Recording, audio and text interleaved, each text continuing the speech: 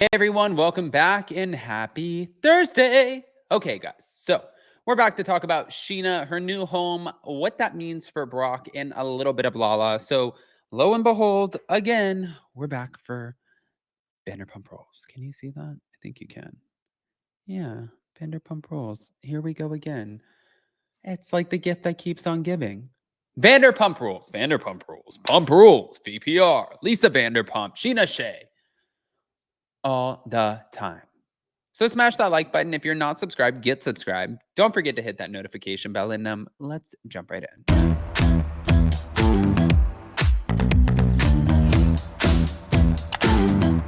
Cause no one can do it like we do it, like we do it, like we do it. Cause no one can do it like we do it, like we do it, like we do it. Okay, guys, so I'm starting off with the Scheana and Brock of it all. Thank you to Reality Blur. But Scheana is now the sole owner of the $2.5 million Sherman Oaks home that she shares with her husband, Brock, and their 2-year-old daughter, Summer Moon. Now, prompting a California attorney to suspect the Vanderpump Rules couple could be planning for either a bankruptcy filing or divorce, Brock signed over his rights to the 5-bedroom, 5-bathroom property, giving Scheana the residence as a separate property just days after he and Scheana signed their deed. According to court documents obtained by the US Sun on February 20th, the deed was signed on January 18th, but days later, Brock signed off on another document known as an interspousal transfer deed, which gave Scheana exclusive ownership of the home. The outlet also noted that Scheana took out a 39-year, $2 million mortgage. Okay. Now, can I just add to this really quick? If he signed on with her, and I'm just saying this because Jason and I have done this a couple times, I feel. And we haven't done it this way, but if he signed on with her, that could have been because he has his own, I believe, income from F45 and a few other things. If he signed on with her, then that was probably to have that extra income coming in to show in order to get approved. And then they had an agreement, which was once they got approved, once they got into the house, that they would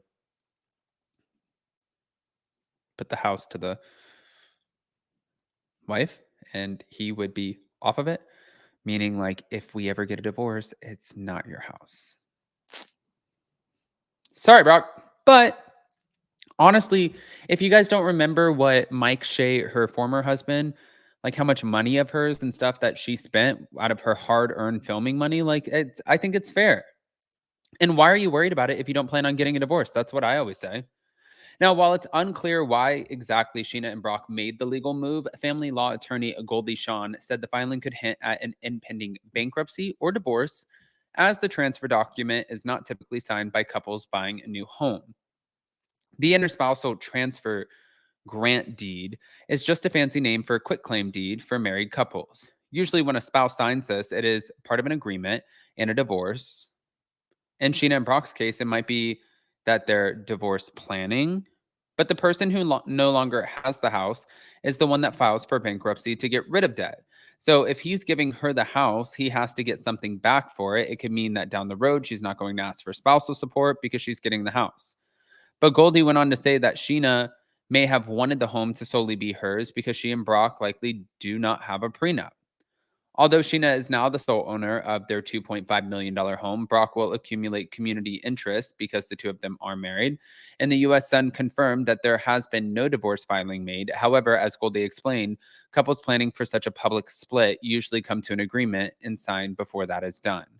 There's no way that you would be giving property from one person to the other unless you've already reached some sort of settlement. Just because they haven't filed doesn't mean anything. It could mean that they're going to file and then they're going to submit their agreement to the court pretty much at the same time.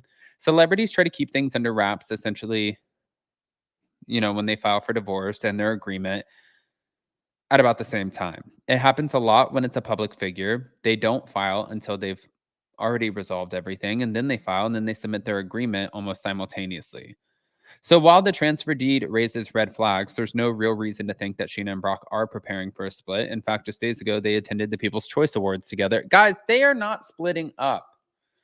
That's not what this is. I'm telling you for a fact that's not what this is. I think that this is her protecting herself and her assets. You know, people think it's so taboo to have a prenup and to split up things. And I've even talked about this on my YouTube channel. My parents got married and divorced so many times. And when Jason and I bought our first house, it was in Jason's name only. I wanted him to have that house. We decided we were going to sell it. The second one, I wanted to buy it under my name only. And that's what we did. And then we put into a document saying, like, God forbid something ever happens, that is my house.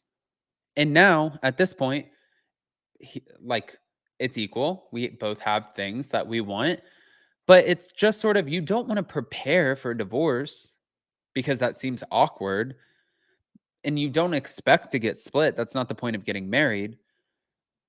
But if you do split, I'm telling you, it's a shit ton easier to have these things put in place.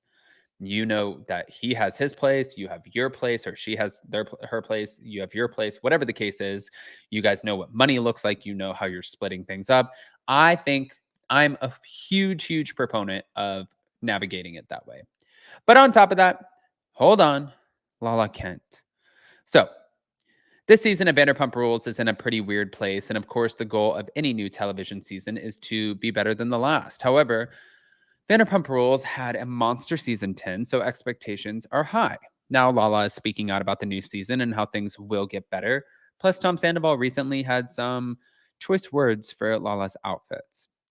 Everyone knows that much of the Vanderpump Rules cast is divided over the affair heard around the world, and this has led to what some have called a slow start for season 11.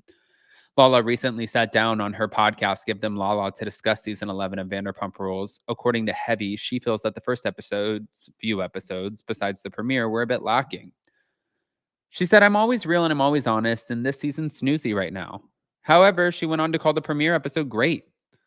The last two episodes are snoozy. I feel like I have to acknowledge that because I don't want you guys to think I'm living in La La Land or hustling you. Lala then explained that the dynamic is a bit different after the affair and it impacts how they film together. She said, I want you to remember, we're trying to repair something that is very broken. So the last two episodes are very much setting the groundwork for what the season is going to be like. And she said that most of the group does not want to hang out with Tom. We're not hanging out with him at this point in time. So, yes, it's a little bit like, why isn't anything happening? Well, let me tell you something. The group is extremely fractured. 3 episodes in, movement started happening. Time starts passing. Perspective. Lisa steps in and sheds some light, and things do start shifting. But yes, I just want to acknowledge that. And it is very annoying. She also agrees with Tom, how Tom is handling the situations, and she feels that she disagrees. She feels like he's not taking accountability. He's not taking accountability and ownership because he doesn't regret it. So it seems like Lala isn't alone in providing criticism to her fellow cast members. According to Heavy, Tom also has some thought about Lala. While on his podcast, Tom had this to say about her outfits. Speaking of Lala, she did not hit the mark on emo night in her outfit. For context, the emo night theme party was on a recent episode, and he said Lala has had a history of missing the mark when it comes to outfits. I remember my 70s roller party. She showed up as a boxer with boxer trunks and gloves on. Then Tom Short stepped in and said, she still slays. And at the end, Tom agreed, saying, after he, despite saying missing the mark, Lala still looks great. That's because you don't want your ass ripped apart by Lala when she hears your little soundbite. Guys, I want to hear what your thoughts are. Pop off in the comment section. Smash that like button. If you're not subscribed, get subscribed. And we'll see you in just a little bit. Okay. Lay off of the caffeine, Adam. Love you guys. Bye.